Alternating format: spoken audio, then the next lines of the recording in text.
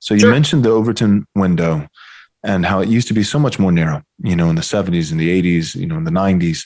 And now it's like, when 49 out of 50 Democrats, they don't just vote to codify Roe. They were way past anything that Roe ever said. And even that, right. I want to say to the conservatives, you see what they're doing right now? How they're scrambling to try to codify Roe? Meaning what? It was never law. It was a Supreme Court opinion. Yeah. Right? They're admitting their own. Yeah. And so now a lot of the pro-life industry is the veils being lifted. And it's like, oh yeah, you guys could have been doing more this whole time, but you were splitting the penny a million different times with right. so. Right, then you'll come in spite, yet you reject mercy and spirit of the law. You should have kept the letter of the law, Christ says. Right. Yep. Nothing wrong with the letter of the law. But you don't do it in spite of the spirit of the law. That's right. Together. So with the Overton window, it's like when you got 49 Democrats, and they're not just trying to codify Roe, but they were trying to, abortion for any reason in any state, all the way up until the baby takes its first breath. And that's 49 out of 50. And you have that as a party, as an ethos.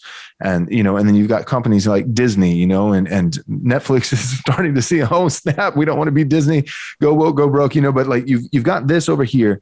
And then you've got, you don't just have the right, but you have, it's starting to splinter. And so you've got some of these, like these new conservatives and you've got some of them, I'm not saying they're, far right in the sense of like they're conspiracy theorists. I'm sure you got plenty of those too, but my point is like, you've got guys like me. I'll just throw myself in as an example that, I'm like, man, I want us to, I don't want to just conserve. I want to reform the nation. I want reformation. I want us to go back to God's law, back to, very, very, very conservative. So my point is just to say, the Overton window is just massive right now. And so the question is, how does a nation, I feel like we've been in a cold civil war. I think I've heard you and other guys talk about that for a little while now. It hasn't gotten hot yet, but still it's cold. And I don't know if you ever read, it was a couple essays put together. Grubbs, I think was his last name, but The Fate of Empires. And he does this survey of world history and talks about how every major empire lived, it lasted for about 250 years, like right on the dot. And, and we're right there. However, back to what you said in the very beginning, it is unique that America, because I would agree with you. I think the American experiment is the closest. I'm not saying it's synonymous. I'm not saying that it's not, that it's perfect, but the closest to a nation built on biblical values, the biblical worldview that I think the world has seen. So I think, we could have maybe more than 250 years. But my point is, it seems like when a nation gets that strong, if it's Rome or Persia or Assyria or Babylon or whatever it is, a nation reaches the point of strength to where the only thing that ultimately takes it down is enemies within.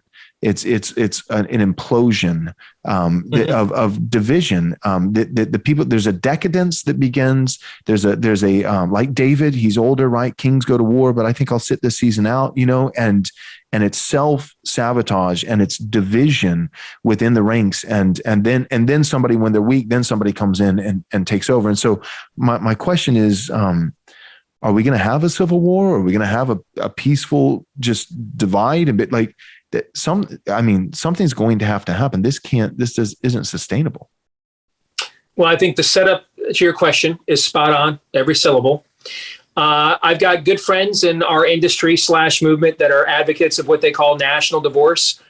And I don't believe that's possible because we're not dealing with an aberrant political philosophy, but a religion. Mm-hmm. These are Jehovah's Witnesses with tanks.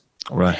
It doesn't matter how many times you show them the proof that their founder, Charles Taze Russell, admitted once in court under oath that he could not translate Hebrew or Greek, but he could claim to still author his own Bible translation, right? It doesn't matter how many times you deconstruct the Watchtower Society or ask them questions like, so if only 144,000 people are going to be saved, but there's already 4.5 million of you, why are you still trying to add to your ranks? Right. It would seem like you guys have to settle some things internally here first, right? Those arguments don't work. Because it's religious, not science, not religious. Logic. Yeah. It's beyond logic. That's exactly right. And so I think that if we were capable of national divorce, we wouldn't be here. They're not going to let us go. You're right. California and New York are going to let all those Sunbelt states with low debt and high earnings and positive economic forecasts that are undergirding all of their profligate spending. They're going to let you guys all go and pay and be stuck with their own. No, they're not. Now, I do think we can do some form of involuntary self-sorting, where we can make red communities even redder, That's right. That's what we did.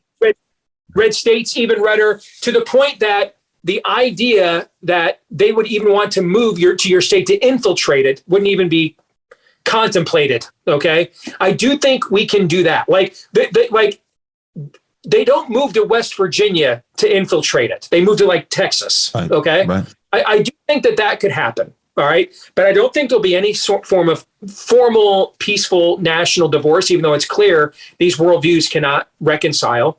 On my show, we have said for years that the end game here is revival or bust. Mm-hmm.